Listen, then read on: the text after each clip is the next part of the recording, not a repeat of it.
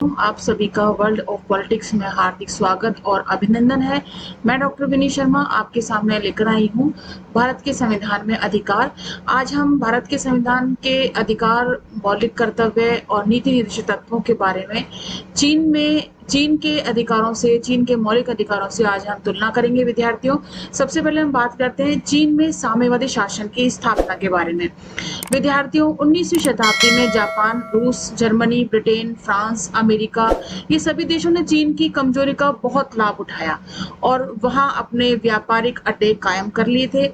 चीन की communist party की स्थापना में रूस की 1917 की क्रांति का बड़ा योगदान रहा और कम्युनिस्ट पार्टी की स्थापना चीन में 1920 में हो गई थी। विद्यार्थियों, 1927 तक यह पार्टी काफी मजबूत बन चुकी थी। इसी वर्ष पार्टी ने माओ त्से-तुंग के नेतृत्व में एक जोरदार किसान आंदोलन चलाया। चीन का राष्ट्रपति चांग Kai Shek second world war के अंतिम दिनों में विदेशियों के हाथों की कठपुतली बनकर रह गया था। विद्यार्थियों, देश में बेरोजगारी, गरीबी, भ्रष्टाचार और आर्थिक शोषण का साम्राज्य बन चुका था। अगस्त 1945 में जापान की पराजय के बाद मंचूरिया पर रूसी सेनाओं का कब्जा हो गया था। विद्यार्थियों, फलस्वरूप यह सारा प्रदेश चीन के कम्युनिस्टों का प्रभाव क्षेत्र बन चुका था। मंचूरिया को आधार बनाकर कम्युनिस्टों की लाल सेना लगातार राष्ट्रीय सरकार पर प्रहार करती रही और नवंबर 1949 तक लाल सेना ने नानकिंग, शंघाई, कैंटन जैसे प्रमुख नगरों पर कब्जा कर लिया। विद्यार्थियों, इसके बाद चांग काई शेक की अधीनता में चीन के केवल कुछ गिने चुने प्रदेश ही रह गए थे। इस प्रकार से चीन की मुख्य भूमि पर उसका आधिपत्य समाप्त हो गया था और उसका प्रभुत्व केवल फार्मूसा और हेनन द्वीप तक ही सीमित रह गया था। इस प्रकार विद्यार्थियों, कम्युनिस्टों की संगठनात्मक शक्ति और उनकी असीम लोकप्रियता के कारण चीन की राज सत्ता चांग काई शेक के हाथों में से निकलकर कम्युनिस्टों के हाथों में आ गई। विद्यार्थियों, चांग काई शेक की पराजय उसके राजनीतिक और आर्थिक संगठन के खोखलेपन के कारण हुई थी। चांग काई और उनके साथी भागकर फार्मूसा चले गए और फार्मूसा में चांग काई ने मार्च 1950 में राष्ट्रवादी सरकार स्थापित कर वहां के राष्ट्रपति का पद ग्रहण कर लिया। तो इस प्रकार से विद्यार्थियों, चीन में कम्युनिस्ट शासन की स्थापना हुई। विद्यार्थियों, अब बात करते हैं हम चीनी नागरिकों के मूलभूत अधिकार और कर्तव्य क्या हैं। विद्यार्थियों, 1949 से 1954 तक चीन का कोई स्थायी संविधान नहीं था। 1954 में बकायदा एक संविधान बनाया गया जिसमें कुल मिलाकर के 106 आर्टिकल्स थे। 1975, 1978 और 1982 में देश के लिए नए संविधान बने। पिछले संविधानों की तुलना में 1982 के संविधान का आकार काफी विस्तृत है।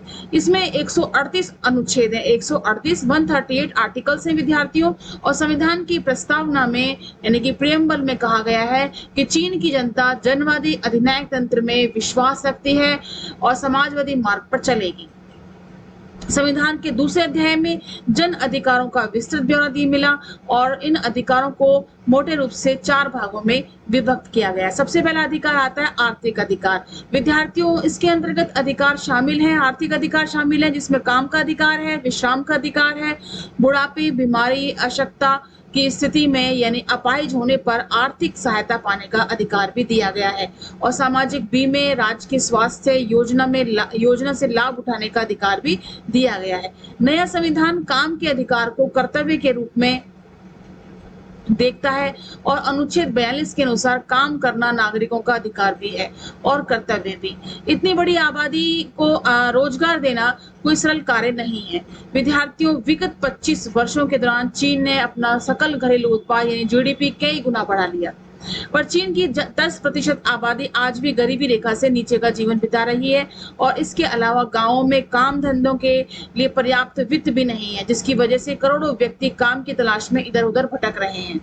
राष्ट्रीय विकास और सुधार आयोग के उप मंत्री दुइंग ने 25 नवंबर 2005 को ये जानकारी दी कि 2006 से लेकर 2010 तक चीन में औसतन हर साल 1 करोड़ 23 लाख व्यक्तियों को बेरोजगारी का सामना करना पड़ रहा है। गांवों, शहरों इनमें रहने वाले गरीब लोगों को राहत पहुंचाने के लिए 45,000 कल्याणकारी संस्थाएं भी गठित की गई हैं और ये संस्थाएं गरीबों, अनाथों, बूढ़ों, बेरोजगारों और अशक्त लोगों की कम से कम 5 आवश्यकताओं को पूरा करती है। भोजन, वस्त्र, चिकित्सा, आवास और बच्चों के लिए शिक्षा की व्यवस्था। युद्ध में शहीद ये जख्मी लोगों के परिवारों को पेंशन और कुछ रियायतें भी यहाँ पर दी जाती है। तो इस प्रकार से चीन की जो जनवादी अधिनायक तंत्र है वह आर्थिक अधिकार को इस प्रकार से लोगों को सुविधाएं पहुंचाता है आर्थिक अधिकार के रूप में। जो दीनहीन गरीब लोग हैं उनके लिए बहुत सी कल्याणकारी योजनाएं भी जो है और रोजगार के लिए भी समुचित अवसर प्रदान करने का प्रयास करता है। विद्यार्थियों, अब बात आती है दूसरा अधिकार, सामाजिक और सांस्कृतिक अधिकार। नागरिकों को बहुत से सामाजिक और सांस्कृतिक अधिकार भी उपलब्ध कराए गए हैं, जैसे शिक्षा का अधिकार देना, विज्ञान, साहित्य, कला, संस्कृति के क्षेत्र में अनुसंधान और सृजन की स्वतंत्रता। संविधान में यह घोषणा की गई कि राज्य विज्ञान, शिक्षा, साहित्य, कला, टेक्नोलॉजी व सांस्कृतिक कार्यक्रमों को प्रोत्साहन दिया जाएगा।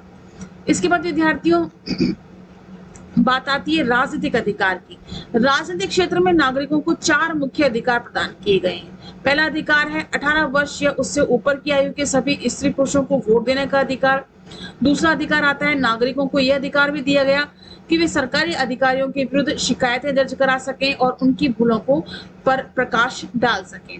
तीसरा, संविधान इस बात की स्वतंत्रता देता है कि नागरिक अपने अधिकारों के हनन के मामलों को उचित अधिकारों तक पहुंचाए, उचित अधिकारियों तक पहुंचाएं और यदि किसी व्यक्ति को सरकारी कर्मचारियों की वजह से कोई हानि पहुंचती तो वह हर्जाना प्राप्त करने का भी अधिकार है। तो ये राजनीतिक अधिकार के अंतर्गत आता है। पहला अधिकार था 18 वर्ष या उससे ऊपर की आयु के सभी स्त्री पुरुषों को वोट देने का अधिकार। दूसरा अधिकार आया इसमें नागरिकों को यह अधिकार दिया जाने कि सरकारी अधिकारियों के विरुद्ध शिकायत दर्ज कर सकते हैं, उनकी भूलों पर प्रकाश डाल सकते हैं, मतलब उनकी भूलों को सुधारने के लिए वह उसे लोग उजागर भी कर सकते हैं। तीसरा अधिकार आता है कि संविधान इस बात की स्वतंत्रता देता है कि नागरिक अपने अधिकारों के हनन के मामलों को उचित अधिकारियों तक पहुंचाए और यदि किसी व्यक्ति को सरकारी कर्मचारियों की वजह से कोई हानि पहुंचे तो उसे हर्जाना भी मिलना चाहिए। चौथी बात इसमें आती है राष्ट्रीय जन कांग्रेस के सदस्य उन यूनिटों की निगरानी यानी सुपरविजन में कार्य करेंगे जिन्होंने उन्हें चुना है। इन यूनिटों को अपने प्रतिनिधि वापस बुला लेने की स्वतंत्रता भी दी गई है। विद्यार्थियों, इसके बाद चौथा अधिकार आता है नागरिक अधिकार और व्यक्तिगत स्वतंत्रताएं। इन स्वतंत्रताओं के अंतर्गत कई अधिकार आते हैं, जैसे भाषण, अभिव्यक्ति, सभा व प्रदर्शन की स्वतंत्रता, धर्म पालन की स्वतंत्रता, अनुचित रूप से बंदी न बनाए जाने की गारंटी और पारिवारिक सुरक्षा की व्यवस्था। संविधान ये घोषणा करता है विद्यार्थियों की स्त्रियों को पुरुषों के ही समान अधिकार प्राप्त रहेंगे और संविधान व्यक्तिगत गौरव की रक्षा का आश्वासन देगा और कोई व्यक्ति किसी की मानहानि नहीं करेगा और न किसी के खिलाफ झूठा मुकदमा चलाया जाएगा। तो विद्यार्थियों, इस प्रकार से चीन के संविधान ने सभी अधिकारों को 4 अधिकारों में समेटा हुआ है। जिस प्रकार से भारत के संविधान में अधिकार दिए गए हैं उसी प्रकार से ही चीन के संविधान में भी नागरिकों को अधिकार प्रदान किए गए हैं अपने व्यक्तित्व के विकास के लिए। विद्यार्थियों, अब कर्तव्यों की बात करें तो कर्तव्यों के अंतर्गत आता है नागरिकों का कर्तव्य है कि वे समाजवादी व्यवस्था को मजबूत बनाएं और राज्य की गोपनीय बातों को प्रकट नहीं करें और संविधान व कानूनों को माने। लोगों का कर्तव्य है कि वे सार्वजनिक संपत्ति की रक्षा करेंगे, कारखानों की यानी फैक्ट्रियों की जो शांति है उसको भंग नहीं होने देंगे और समाज की आचार संहिता यानी कि सोशल जो एथिक्स है उनका परिपालन करेंगे। मातृभूमि की रक्षा करेंगे और आक्रमण का प्रतिरोध करना सभी नागरिकों का परम पवित्र कर्तव्य है। उन्हें सेना में भर्ती होने के लिए सदैव हमेशा तत्पर रहना होगा, तैयार रहना होगा।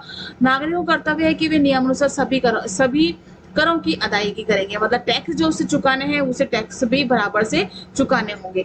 अब विद्यार्थियों, बात आती है अधिकारों का तुलनात्मक अध्ययन। हमने भारतीय संविधान में दिए गए अधिकारों का भी विस्तृत रूप से पिछले वीडियोस में हमने अध्ययन किया और इस वीडियो में हमने चीन के संविधान के द्वारा दिए गए अधिकारों का भी अध्ययन किया।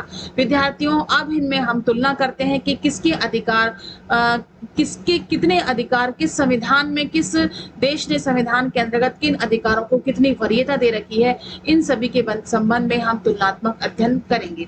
तो विद्यार्थियों, सबसे पहले हम बात करते हैं भारत एक लोकतंत्रीय गणराज्य है।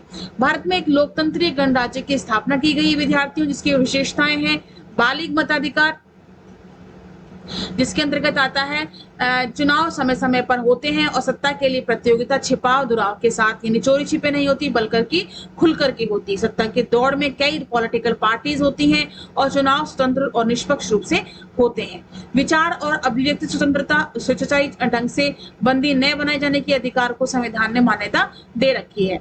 इसी प्रकार से विद्यार्थियों सरकारी निर्णयों को प्रभावित करने के लिए मजदूर संघ जो यूनियंस है,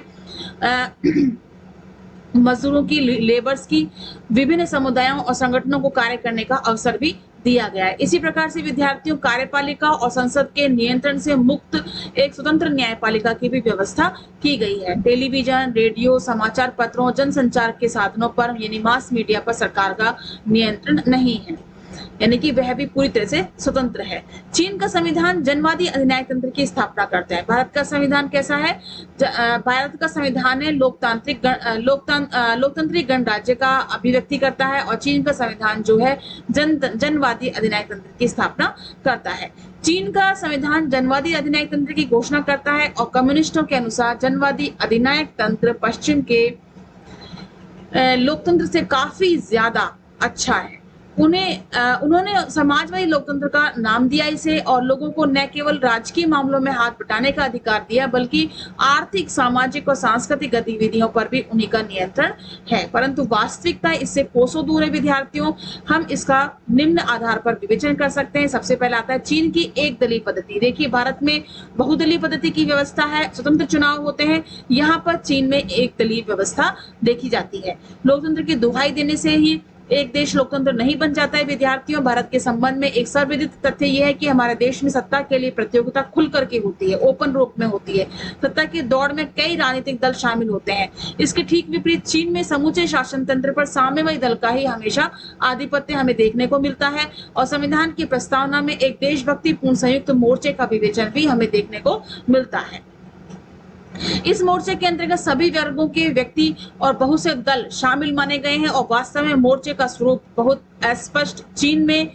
अस्पष्ट और चीन में कहने के लिए कम्युनिस्ट पार्टी के अलावा 8 पार्टियां और भी हैं, पर उनका नेतृत्व साम्यवादी दल का ही है। तो इस प्रकार से विद्यार्थियों, भारत एक लोकतांत्रिक गणराज्य की स्थापना करता है जबकि चीन एक जनवादी अधिनायक तंत्र की स्थापना की बात करता है और वहां पे एक दलीय व्यवस्था का प्रभुत्व है, जबकि भारत में बहुदलीय व्यवस्था और खुले रूप में स्वतंत्र रूप से चुनाव कराए जाते हैं।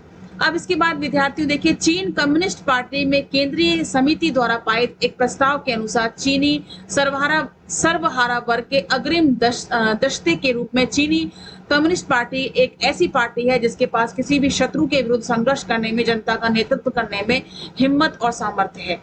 1989-90 में रूस और पूर्वी यूरोप की घटनाओं से घबराकर चीनी शासकों ने देशवासियों विशेषकर छात्रों और विश्वविद्यालय परिसरों पर और ज्यादा पाबंदियां लगा दी और इसका नतीजा यह हुआ कि नौकरशाही का और ज्यादा दृढ़ीकरण तथा नागरिक स्वाधीनताओं और लोकतांत्रिक अधिकारों का उल्लंघन होता है। डॉक्टर महीप सिंह के शब्दों में हम कह सकते हैं विद्यार्थियों,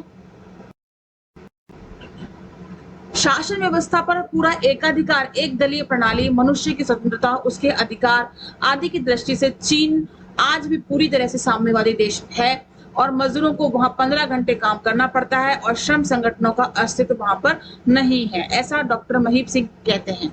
इसके बाद विद्यार्थियों बात आती है नागरिक अधिकार और व्यक्तिगत स्वतंत्रताओं की।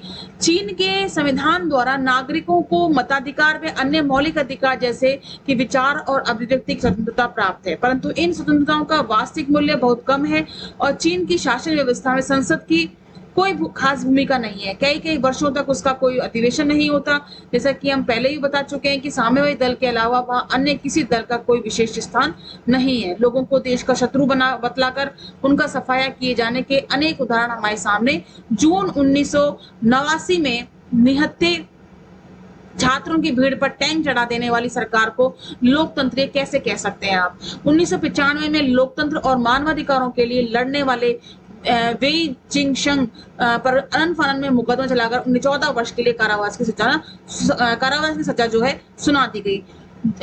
इसी प्रकार से जंग छेंग ने अपनी प्रसिद्ध कृति वाइल्ड स्वम्स में माओ सेतुंग के इतिहास का सबसे बड़ा जन हत्यारा उसके बताया। और जनवरी 2006 में चीन की प्रसिद्ध पत्रिका फ्रीजिंग पॉइंट को बंद कर दिया गया और कारण यह बतलाया गया कि पत्रिका के किसी लेख में समाजवादी व्यवस्था पर बड़ा कटु प्रहार किया गया है। इसमें पहले बीजिंग न्यूज और पब्लिक इंटरेस्ट टाइम्स नामक दो पत्रिकाओं के संपादकों को बर्खास्त कर दिया गया और पत्रकारों ने सेंसर व्यवस्था का कड़ा विरोध किया और 2 फरवरी 2006 को प्रकाशित एक खुली चिट्ठी द्वारा पत्रकारों ने सरकार को यह चेताया कि इस तरह की कार्यवाहियां संविधान द्वारा स्वीकृत विचार और अभिव्यक्ति स्वतंत्रता का हनन मानी जाएंगी। विद्यार्थियों, इसके बाद हम देखते हैं भारत और चीन की न्याय व्यवस्था किस प्रकार की। भारत की न्याय व्यवस्था, भारतीय संविधान में नागरिकों को जो अधिकार प्रदान किए गए विद्यार्थियों उनके लागू किए जाने की व्यवस्था की गई है और मौलिक अधिकारों की रक्षा के लिए उच्चतम न्यायालय और उच्च न्यायालय बंदी प्रत्यक्षीकरण अधिकार प्रथा जैसे लेख जारी किए गए हैं, जिसमें ये सभी लेख जो हैं संवैधानिक उपचारों के अधिकार में जारी किए गए हैं। ये न्यायालय उन कानूनों को अवैध घोषित कर सकते हैं विद्यार्थियों जो मौलिक अधिकारों का हनन करते हैं। ये हम सभी पढ़ चुके हैं और संविधान ये घोषणा करता है विद्यार्थियों जिसे बंदी बनाया गया है उसे शीघ्र से शीघ्र जो है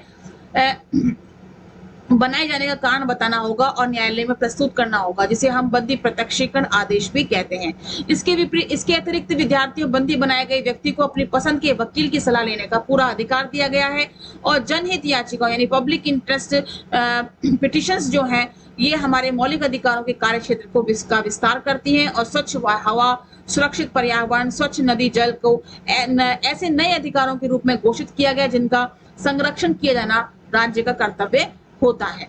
अब बात आती है चीन की न्याय व्यवस्था की। संविधान यह घोषणा करता है कि सभी मुकदमों की सुनवाई खुले न्यायालय में होगी और सिवाय उन मामलों के जिनके विषय में कानून बंद कमरे में सुनवाई की इजाजत देता है। अभियुक्त को यह अधिकार होता है कि वह अपने बचाव के लिए कानूनी सहायता तो हासिल कर सकता है, परंतु चीन में प्राइवेट प्रैक्टिस करने वाले वकील नहीं है। हर नगर व कस्बे में वकीलों के पैनल मौजूद हैं जिन्हें राज्य की ओर से वेतन मिलता है और चीन के नागरिक पैनल में से किसी भी वकील की सेवाएं निःशुल्क प्राप्त कर सकते हैं। इन सब के बावजूद चीन एक ऐसा देश है विद्यार्थियों जहां मनमानी गिरफ्तारी व यातना की घटनाएं घटती रहती हैं और किसी भी समय किसी के साथ भी घटित हो जाती हैं। चीनी अधिकारियों ने कई दमनकारी कानून बनाए हैं जिनके तहत राजनीतिक विरोधी, मानव अधिकारों के रक्षक तथा जातीय धार्मिक समूह के लोग बंदी बनाए जाते हैं अथवा उन्हें डराया भी जाता है और धमकाया भी जाता है। चीन की कानूनी संहिता में करीब 70 ऐसे अपराध दर्ज हैं जिनके लिए मृत्युदंड का प्रावधान है, जैसे कि बलात्कार, गबन, तस्करी, मादक द्रव्यों का धंधा, घूसखोरी, लूटपाट और हिंसक मार पिटाई। ये सभी जून 1997 में मादक वस्तुओं के अवैध धंधे में लिप्त होने के अभियोग में 7 व्यक्तियों को मृत्युदंड दे दिया गया। जनवरी 2001 में राजमार्ग पर ट्रकों को लूटने के आरोप में 6 व्यक्तियों को फांसी दे दी गई। चीन में प्रतिवर्ष मृत्युदंड पाने वालों की संख्या सबसे ज्यादा है। 2004 में वहां 3,900 लोगों को मृत्युदंड दे दिया गया। 2005 में मृत्युदंड पाने वालों की संख्या 1770 थी, मतलब 1770। मृत्युदंड पाने वालों में ज्यादातर डकैती, छल कपट, भ्रष्टाचार जैसे अहिंसक अपराधों के आरोपी होते हैं। कम्युनिस्ट देशों को अपनी न्याय पद्धति पर गर्व है, पर निष्पक्षता और स्वतंत्रता की दृष्टि से न्याय प्रणाली की कुछ कमियां अवश्य हैं। विद्यार्थियों, मनमानी शक्तियों का प्रयोग, गुप्त न्यायिक कार्यवाहियां तथा राजनीतिक विरोधियों के प्रति निर्दयता का व्यवहार, ये सब कम्युनिस्ट न्याय व्यवस्था के सामान्य लक्षण देखने को मिलते हैं। भारत और चीन में धार्मिक स्वतंत्रता के बारे में बात करें तो भारत में सभी लोगों को अपने धर्म को मानने, उस पर अमल करने और उसका प्रचार करने का हक है। प्रत्येक धार्मिक संप्रदाय को यह अधिकार है कि वे अपने धार्मिक मामलों का आप ही प्रबंध करेंगे, मतलब स्वयं ही प्रबंध करेंगे। चीन का संविधान भी धर्म पालन की स्वतंत्रता की बात करता है, पर व्यवहार में चीनी कम्युनिस्ट पार्टी सदैव धर्म का खंडन करती रही है। अक्टूबर 2007 में पार्टी ने पहली बार धर्म के अस्तित्व को स्वीकार किया। पार्टी ने धर्म को मान्यता देते हुए कहा कि समय की मांग को देखते हुए धर्म के अस्तित्व से इनकार करना अब संभव नहीं है। विद्यार्थियों, एक सर्वेक्षण द्वारा कम्युनिस्ट पार्टी इस निष्कर्ष पहुंची कि 16 वर्ष से अधिक आयु के 31.4% यानी 30 करोड़ से भी ज्यादा लोग आस्तिक हैं। सरकार द्वारा यह घोषणा की गई कि 2008 के बीजिंग ओलंपिक में आने वाले मेहमानों को सभी प्रकार की धार्मिक सुविधाएं उपलब्ध कराई जाएंगी। अब बात आती है विद्यार्थियों, भारत और चीन में निजी संपत्ति की व्यवस्था। भारत में निजी संपत्ति की व्यवस्था 44 से संशोधन 1978 द्वारा भारत में संपत्ति का अधिकार अब मौलिक अधिकार नहीं रह गया है, अब वो विधिक अधिकार हो गया है। परंतु ये व्यवस्था अवश्य की गई है कि किसी भी व्यक्ति को कानून के आदेश के बिना उसकी संपत्ति से वंचित नहीं किया जाएगा। जब तक कानून आदेश नहीं देगा तब तक उसको संपत्ति से वंचित नहीं किया जाएगा। भारत जैसे उदार लोकतंत्री देशों में उत्पादन के अधिकांश साधनों जैसे कृषि, भूमि, उद्योग धंधों पर सरकार का कोई प्रत्यक्ष नियंत्रण नहीं है। इधर के कुछ वर्षों से में तो संसार के विविध देशों में निजीकरण ने विशेष जोर पकड़ लिया है। भारत के अंदर चीन में निजी संपत्ति, अब कम्युनिस्ट चीन में भी संपत्ति के निजीकरण को एक सच्चाई के रूप में हम स्वीकार कर चुके हैं और पूंजीपतियों और उद्यमियों के लिए कम्युनिस्ट पार्टी ने अपने दरवाजे खोल दिए हैं। अपने दक्षिण पूर्वी इलाकों में उसने विशेष आर्थिक जोन बनाए हैं और जहां तरह तरह की कर रियायतें देकर उसने अपने निर्यात और विदेशी पूंजी निवेश को बढ़ावा दिया है। रातों रात कम्युनिस्ट पार्टी के सदस्य और शुभ चिंतक बड़े बड़े पूंजीपतियों और उद्यमियों में रूपांतरित होने लगे हैं। साम्यवादी अर्थव्यवस्था के स्थान पर बाजारवादी अर्थव्यवस्था की ओर झुकाव ने चीन को सचमुच एक बड़ी आर्थिक ताकत बना दिया है। विदेशी बहुराष्ट्रीय कंपनियों द्वारा इतनी अथाह धनराशि चीन भेजी गई है कि करीब 2 दशकों के दौरान उसका पूरा नक्शा बदल गया। नवीनतम आंकड़ों के अनुसार आज चीन का विदेशी मुद्रा भंडार 818 अरब अमेरिकी डॉलर है, जबकि भारत का करीब 140 अरब डॉलर जबकि भारत का करीब 140 अरब डॉलर, अर्थात दोनों देशों की स्थिति में 5 गुना का अंतर है। मतलब वहां चीन का विदेशी मुद्रा भंडार है 818 और अरब अमेरिकी डॉलर है, जबकि भारत का है 140 अरब डॉलर। ठीक है, कितना अंतर है, आधे से भी मतलब 5 गुना ज्यादा अंतर है इसके अंतर्गत, है ना। 15 मार्च 2007 को चीन की संसद ने एक ऐतिहासिक कानून बनाया और जिसके अनुसार चीनी नागरिकों और वहां की निजी कंपनियों को असीम धन संचय का अधिकार मिल गया। चीनी कंपनियों को आयकर में भी कुछ रियायतें दी गई ताकि विदेशी कंपनियों की ही तरह वे खूब फले फूले। तो आप देख सकते हैं विद्यार्थियों, चीन में जो निजीकरण की व्यवस्था है, विदेशी बहुराष्ट्रीय कंपनियों का जो आगमन है वो 70 के दशक में ही हो चुका था, जबकि भारत में 90 के दशक में हमें विदेशी निवेश या विदेशी बहुराष्ट्रीय कंपनियों का जो आवाजाही है वो देखने को मिलती है। इसके बाद देखिए सांस्कृतिक पहचान और आर्थिक हितों की रक्षा। भारत में की स्थिति को देखें तो भारत के संविधान में जम्मू कश्मीर उत्तर पूर्व की जनजातियों की सांस्कृतिक पहचान और आर्थिक हितों की रक्षा के लिए विशेष प्रावधान किए गए हैं। जम्मू कश्मीर तो एक ऐसा राज्य विद्यार्थी जिसका अपना संविधान और अलग ध्वज है। उत्तर पूर्व के पर्वतीय क्षेत्रों में स्वायत्त जिला परिषदें कायम की गई हैं, लेकिन विद्यार्थियों अब जम्मू कश्मीर का मामला अब खत्म कर दिया गया है, जिसमें अलग पृथकता दी गई थी अनुच्छेद 370 को अब बिल्कुल खत्म कर दिया गया है। अब यह जम्मू कश्मीर भारत में शामिल हो चुका है। भारत में पहले ही शामिल था, लेकिन अब जो विशेष व्यवस्था थी वो खत्म कर दी गई है। चीन की स्थिति, चीन एक बहुराष्ट्रीय राज्य है और जिसमें 56 राष्ट्र जातियां निवास करती हैं और राष्ट्र जातियों की जो भाषा है, लिपि है, संस्कृति है, वित्तीय क्षेत्र में थोड़ी बहुत स्वायत्तता हासिल है, परंतु जहां तक तिब्बत का प्रश्न है विद्यार्थियों, मानवाधिकारों का हनन चरम सीमा तक पहुंच चुका है। 1950 में चीनी सेनाओं ने तिब्बत में प्रवेश किया। कुछ महीनों तक चीन ने तिब्बत की स्वायत्तता का आदर किया। 1951 में तिब्बत की स्थिति चीन के एक प्रांत जैसी हो गई थी। चीन की कम्युनिस्ट सरकार तिब्बत के पारंपरिक जीवन और वहां की शासन प्रणाली में बहुत ज्यादा दखल अंदाजी करने लगी थी, जिससे खुले टकराव की स्थिति पैदा हो गई। सेना को आदेश दिया गया कि विद्रोह की शक्ति से कुचल दिया जाए। 1959 में तिब्बत की आर्थिक प्रशासनिक शिखर पुरुष दलाई लामा को अपने हजारों अनुयायियों के साथ भागकर भारत में शरण लेनी पड़ी। तिब्बत को उत्पीड़ित करने और उसकी जाति पहचान को समाप्त करने की भरपूर कोशिश की गई। महात्मा बुद्ध, मां तारा, महाकाल की अनेक मूर्तियों को गला कर नष्ट कर दिया गया। मठ उजाड़ दिए गए, लामाओं को अपमानित किया गया। लाखों की संख्या में चीनियों को ला लाकर तिब्बत में बसाया जा रहा है ताकि तिब्बत में ही तिब्बती अल्पसंख्या में आ गए। और जैसे जैसे समय गुजर रहा है वैसे वैसे तिब्बत वासियों की संस्कृति और उनकी स्वतंत्र जीवन शैली को बचाने की संभावनाएं क्षीण होती जा रही हैं। मार्च 2009 में तिब्बत की असफल जनक्रांति की 50वीं सालगिरह के मौके पर बोलते हुए दलाई लामा ने यह कहा कि तिब्बत में नरक जैसे हालात बना दिए गए हैं, तिब्बती संस्कृति खत्म होने के कगार पर है। दलाई लामा ने चीन के इस आरोप को नकार दिया। विद्यार्थियों, तब वह तिब्बत की पूर्ण आजादी चाहते हैं। उन्होंने कहा कि वह तिब्बत की स्वायत्तता और दमन के खात्मे के पक्ष में है। चीन का पश्चिमोत्तर क्षेत्र को देखें तो चीन के पश्चिमोत्तर प्रांत शिनचांग में अधिकतर लोग अग्यूर नामक मुस्लिम जाति के हैं। इनकी आबादी 80 लाख के करीब है और इनका आरोप है कि सरकार उनके अधिकारियों को उनके अधिकारियों का दमन कर रही है और जुलाई 2009 में शिनचांग प्रांत की राजधानी में उग्युरों और चीन के बहुसंख्यक हान जाति के बीच जमकर संघर्ष हुआ और जिसमें सैकड़ों व्यक्ति मारे गए और हजारों लोग घायल हुए।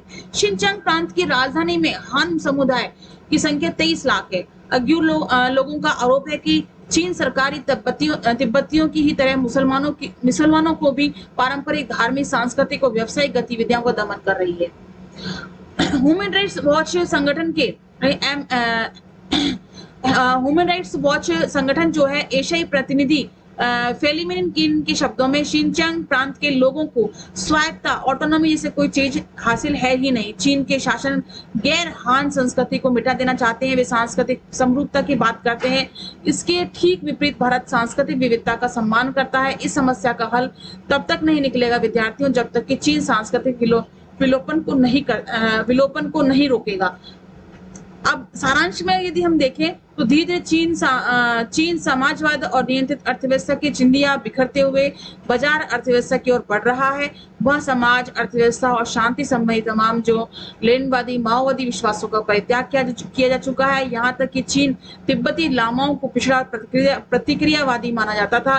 चीन के लोग आज सिर झुकाकर उसके प्रति सम्मान प्रदर्शित करने लगे हैं। इसलिए ये आशा की जा रही है कि शायद ऐसा कोई मॉडल विकसित हो सके जो पूंजीवादी शोषण और साम्यवादी दमन दोनों से दुनिया को मुक्ति दिला पाए। तो इस प्रकार से विद्यार्थियों ये अध्याय हमारा भारत के संविधान में अधिकार और चीन के जनाधिकारों की जो तुलना है वो हमारा आज समाप्त होता है। और इसके संबंध में कुछ सार संक्षेप है जिसमें हमने इस अध्याय को हमने 10 वीडियोस में कंप्लीट किया, जिसके अंतर्गत हमने पढ़ा मानव अधिकारों के विकास की प्रक्रिया को हमने समझा, मानव अधिकारों का महत्व क्या है इसको हमने जाना, भारतीय संविधान में कौन कौन से मानव अधिकार दे रखे हैं, मौलिक अधिकार दे रखे हैं, क्या व्यवस्थाएं हैं ये हमने देखा, मौलिक अधिकारों का क्या अर्थ है, उसके महत्व और उद्देश्य हमने देखे। इसके बाद हमने अधिकारों की प्रकृति और विशेषताओं को वीडियो में देखा, मौलिक अधिकारों का वर्गीकरण, संपत्ति का अधिकार जो मूल अधिकार नहीं रह गया है इसको भी हमने 44 से संशोधन 1978 के अंतर्गत कंप्लीट किया। मौलिक अधिकारों के मूल्यांकन के बारे में हमने चर्चा करी, मौलिक कर्तव्य, नीति निर्देशक सिद्धांतों का वर्गीकरण, इन सभी की हमने चर्चा करी। इसके बाद विद्यार्थियों हमने बात करी नीति निर्देशक सिद्धांतों का महत्व और उनकी उपयोगिता के बारे में, नीति निर्देशक सिद्धांतों को अमल में लाने के क्या प्रयास हैं, मौलिक अधिकार और नीति निर्देशक सिद्धांतों का पारस्परिक संबंध क्या है। इसके बाद हमने चर्चा करी दोनों के बीच यदि विरोध हो तो किसे मान्यता मिलेगी। मौलिक अधिकार और नीति निर्देशक सिद्धांतों के मध्य विरोध होता है तो सबसे पहले किसे वरीयता दी जाएगी। चीन में समाजवादी शासन की स्थापना, चीनी नागरिकों के मूलभूत अधिकार, नागरिकों के कर्तव्य, इन सब के बारे में हमने जानकारी हासिल करी। इसके बाद हमने इनके अधिकारों, चीन और भारत के अधिकारों की तुलनात्मक अध्ययन किया। इसके साथ ही विद्यार्थियों ये प्रश्नावली है, इसमें विभिन्न प्रकार के प्रश्न मानव अधिकारों से संबंधित पूछे जा सकते हैं, जिसमें मानव अधिकारों से आप क्या समझते हैं, मानव अधिकारों की सार्वभौमिक घोषणा के बारे में पूछ सकते हैं, मानव अधिकारों की प्रकृति और विशेषताओं के बारे में आपसे पूछा जा सकता है, समता और स्वतंत्रता के अधिकारों का विश्लेषण कर सकते हैं। इसी प्रकार से भारत संविधान नागरिकों के मौलिक अधिकारों के संरक्षण में सफल रहा है, इस पर आपको टिप्पणी करनी है। ऐसे ही नीति निर्देशक सिद्धांतों के बारे में आपसे चर्चा की पूछी जा सकती है, उपयोगिता के बारे में पूछा जा सकता है। तो इस प्रकार से विद्यार्थियों ये बहुत सारे प्रश्न हैं जो आपसे निबंधात्मक रूप में आपसे जाने जा सकते हैं। और भारत और चीन के मौलिक अधिकार और उनकी स्वतंत्रताओं की योजना क्या है, उनका तुलनात्मक अध्ययन क्या है, इस प्रकार से ये प्रश्न आपसे परीक्षा में पूछे जा सकते हैं। टिप्पणियों के बारे में हम चर्चा करें तो भारत में अल्पसंख्यकों की सांस्कृतिक और शिक्षा संबंधी अधिकार और चीन में तिब्बत की स्थिति, इस प्रकार की टिप्पणियां भी आपसे पूछी जा सकती हैं। इसके साथ ही यह वीडियो हमारा यहीं समाप्त होता है, यह अध्याय यहाँ पे समाप्त होता है। विद्यार्थियों, मैं उम्मीद करती हूँ कि यह अध्याय आपको भली भांति समझ में आया होगा और किसी भी प्रकार का डाउट है तो आप कमेंट बॉक्स में लिख करके आप मुझसे पूछ सकते हैं। धन्यवाद एंड नमस्कार।